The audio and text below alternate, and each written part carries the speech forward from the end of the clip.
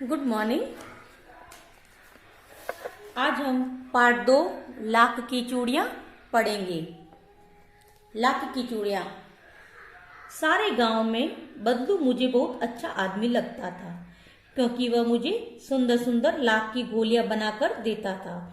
मुझे अपने मामा के गांव जाने का सबसे बड़ा चाव यही था कि जब मैं वहां से लौटता था तो मेरे पास ढेर सारी गोलियां होती थी, रंग बिरंगी गोलियां जो किसी भी बच्चे का मन मोह ले। यानी बदलू अपने मामा के यहाँ जाता, वो एक लालच से जाता था कि उसको वहां पर लाख की सुंदर सुंदर गोलियां देता था। कौन देता था? एक आदमी जो लाख की चूड़ियां बनाता था। अब इसका शब्दार्थ देखो। आदमी यानी व्यक्ति, चाव यानी उल्लास भरी इच्छा, ढेर सारी यानी बहुत सी, मनमोहना यानी आकर्षित करना। प्रश्न 1, लेखक को बदलू क्या देता था? लाख की सुंदर सुंदर गोलियां बनाकर देता था। लेखक को मामा के गांव जाने का चाव क्यों रहता था? लेखक को मामा के गांव जाने का चाव इसलिए रहता था कि वह गांव से ढेर सारी रंग बिरंगी गोलियां लाता था। इसलिए लाख की सुंदर सुंदर गोलियां लेने ही तो वो गांव जाता था। अब आगे देखो। वैसे तो मेरे मामा के गांव का होने के कारण मुझे बदलू को बदलू मामा कहना चाहिए, परंतु मैं उसे बदलू मामा न कहकर बदलू काका कहा करता था। क्यों कहा करता था? क्योंकि सभी गांव के लोग उसको बदलू काका कहते थे, इसलिए वह भी उन बच्चों के साथ उसको बदलू काका कहने लगा। जैसा कि गांव में सभी बच्चे उसे कहा करते थे, बदलू का मकान कुछ ऊंचे पर बना था।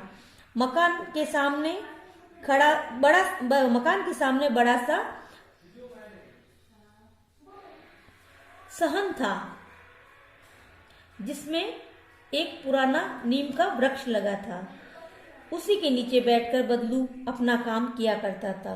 बगल में भट्टी दहकती रहती थी। भट्टी यानी बड़ा सा चूल्हा, जिसमें वह लाख पिघलाया करता था।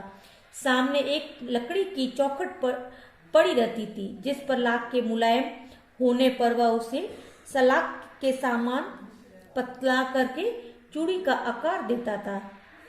पास में 4-6 विभिन्न प्रकार के बेलनालू में मुंगेरियां रखी रहती थी, यानी बेलन, जो आगे से कुछ पतली और पीछे से मोटी होती।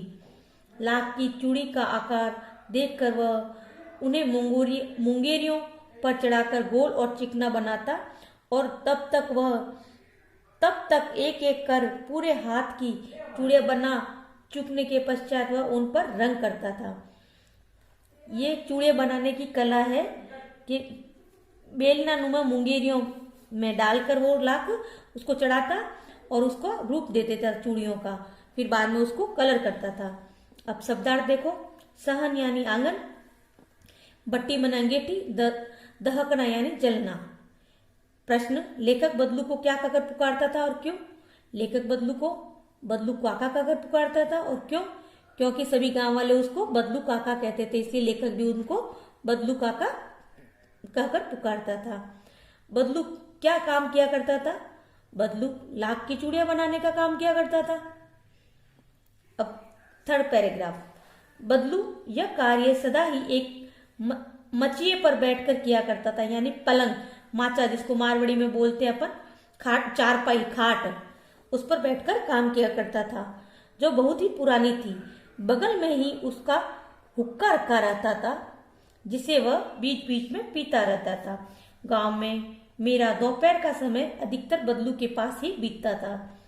वह मुझे लल्ला कहा करता था, यानी छोटे बच्चे को अपन कहते हैं लल्ला, इसलिए वो भी बदलू भी उसको लल्ला कहकर पुकारता था।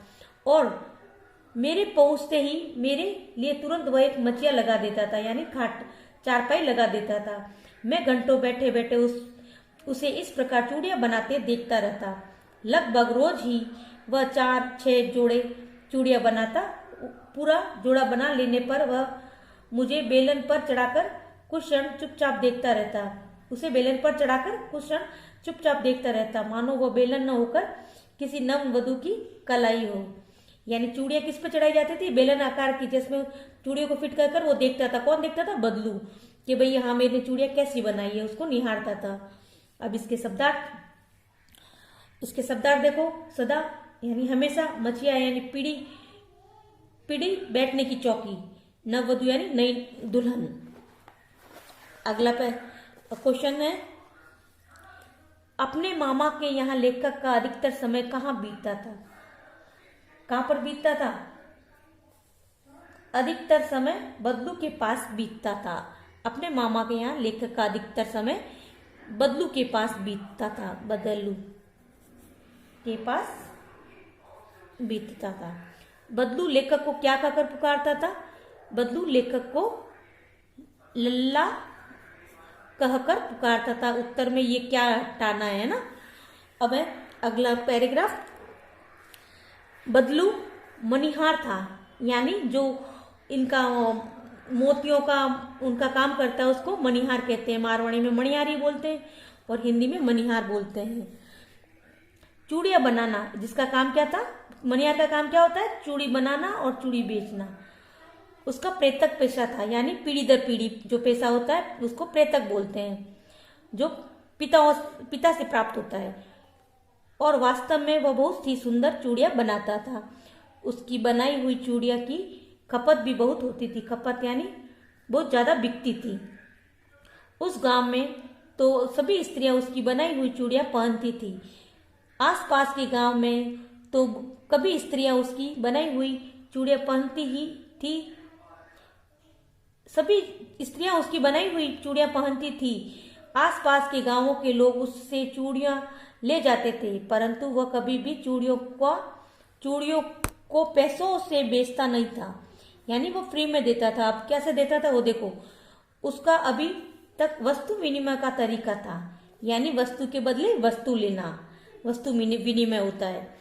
और लोग अनाज के बदले उसकी चूड़ियाँ ले जाते थे। वो पैसे न लेकर उसकी कोई चीज ले लेता था उससे। बदलू स्वभाव में बहुत सीधा था। मैंने कभी भी उसे किसी से झगड़ते नहीं देखा। हाँ, शादी विवाह के अवसरों पर वह अवश्य ही जिद पकड़ जाता था। जीवन भर चाहे कोई उससे मुफ्त चूड़ियाँ ले ले, परंतु विवाह के अवसर पर वह सारी कसर निकाल लेता था। यानी शादी में जब चूड़ियाँ पहनने आती दुल्हन, तब उसके पैसे लेता था। और वो जिद पर भी अड़ जाता था कि नहीं मैं ये लूंगा, या ज्यादा मतलब उसकी पैसे मांगता था, है ना। आखिर सुहाग के जोड़े का महत्व ही और होता है। मुझे याद है मेरे मामा के यहाँ किसी लड़की के विवाह पर जरा सी किसी बात पर बिगड़ गया था और फिर उसके मनाने से लोहे गए थे। उसको मनाने लोहे गए थे। विवाह में इसी जोड़े का मूल्य इतना बढ़ जाता था कि उसके लिए उसकी घरवाली को सारे वस्त्र मिलते थे। मतलब वो वस्तु विनिमय में वो क्या लेता था चूड़ियों के बदले, कि उसकी पत्नी के लिए वो सारे वस्त्र मिलते थे, उसको ढेरों अनाज मिलता था, उसको अपने लिए पगड़ी मिलती थी और रुपए जो मिलते थे वो अलग। अब इसके शब्दार्थ देखो। मनिहार यानी चूड़ी बनाने वाला। पेशा यानी पूर्वजों से पेशा, व्यवसाय। खपत प्रेतक होगा पूर्वजों से। खपत यानी मांग। वस्तु विनिमय यानी वस्तु के बदले वस्तु देना, ये वस्तु विनिमय का अर्थ होता है। स्वभाव यानी आदत। कसर निकालना यानी कमी पूरी करना। लोहा लगना यानी कठिनाई होना। मूल्य यानी कीमत। बदलू अपनी चूड़ियाँ कैसे बेचता था? बदलू अपनी चूड़ियाँ वस्तु के बदले वस्तु लेता था, यानी चूड़ियों के बदले वह अनाज या अपनी जो उसकी बदलू अपनी चूड़ियाँ कैसे बेचता था? चूड़ियाँ ले जाते उनके चूड़ियों को प्रेतक बेचता था। वह कभी भी चूड़ियों को पैसों से बेचता नहीं था। वह वस्तु विनिमय का तरीका था, जो लोग अनाज के बदले उसकी चूड़ियाँ ले जाते थे।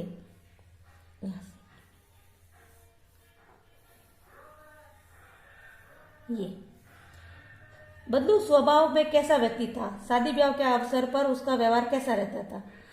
बदलू स्वभाव से बहुत सीधा था, लेकिन शादी ब्याह में अवसरों पर वह जिद पकड़ लेता था। जीवन भर चाहे कोई उससे मुफ्त चूड़ियाँ ले जाए, परंतु विवाह के अवसर पर वह सारी कसर निकाल लेता था। यहाँ तक ओके। अब पढ़ेंगे अगला। यदि संसार में बदलू को किसी बात से चिढ़ थी तो वह थी कांच की चूड़ियों से। यदि किसी भी स्त्री के हाथों में उसे कांच की चूड़ियां दिख जाती तो वह अंदर ही अंदर कुड़ उठता, यानी कभी कभी तो 2-4 बातें भी सुना देता। मुझसे तो वह घंटों बातें किया करता था। कभी मेरी पढ़ाई के बारे में पूछता, कभी मेरे घर के बारे में, और कभी यूं ही शहर के जीवन के बारे में। मैं उससे कहता कि शहर में सब कांच की चूड़ियां पहनते हैं, और गांव में किस तरह की चूड़ियां चल रही थी? लाख की चूड़ियां। तो वह उत्तर देता, शहर की बात और है लल्ला, वहाँ तो सभी कुछ होता है। वहाँ तो औरतें अपने मदद का हाथ पकड़कर सड़कों पर घूमती, मदद नहीं, मर्द होगा यहाँ पे, मर्द यानी आदमी, सड़कों पर घूमती भी है, और फिर उनकी कलाइयाँ नाजुक होती है ना। लाख की चूड़ियाँ पहने तो मोच ना आ जाए। अब इसके शब्दार्थ, संसार यानी विश्व, चिड़ यानी खींच, कुड़ना यानी ईर्ष्या करना, मर्द यानी आदमी या पति, नाजुक यानी कमजोर। अब इसके प्रश्न देखो, किसी स्त्री के हाथ में कांच की चूड़ियां दिख जाने पर बदलू क्या करता? क्या कहता था? कांच की चूड़ियां दिख जाती तो वो अंदर अंदर कुड़ उठता, और कभी कभी 2-4 बातें भी सुना देता था। फिर ये दूसरा क्वेश्चन, बदलू लेखक से घंटों तक किन विषयों पर बात किया करता था? कभी पढ़ाई के बारे में, कभी मेरे घर के बारे में, कभी शहर के जीवन के बारे में बातें किया करता था। पढ़ाई के बारे में, घर के बारे में और शहर के बारे में बातें किया करता था। आज हम यहाँ तक ही पढ़ेंगे, और ये जो क्वेश्चन पीछे पीछे मैं बता रही हूँ वो आपको करने हैं। शब्दार्थ, लाख की चूड़ियां, शब्दार्थ, और ये क्वेश्चन भी चलते रहेंगे साथ में अपने 1, 2, 3, 4, 5, 6, 7, 8, 9, 10, टोटल छोटे छोटे 10 क्वेश्चन है। प्रश्न 10 करें।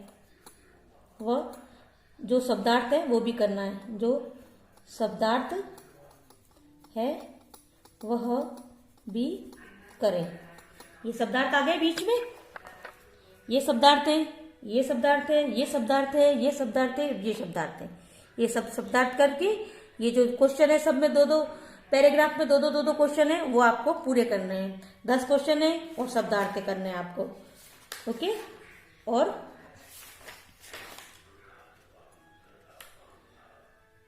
ओके है ना। 10 क्वेश्चन करके पहले शब्दार्थ करोगे, फिर 10 क्वेश्चन करोगे और उसको पढ़ोगे। लाख की चूड़ियां बहुत इंटरेस्टिंग चैप्टर है आपका, और हर गुरुवार को अपनी नोटबुक चेक करवाएं।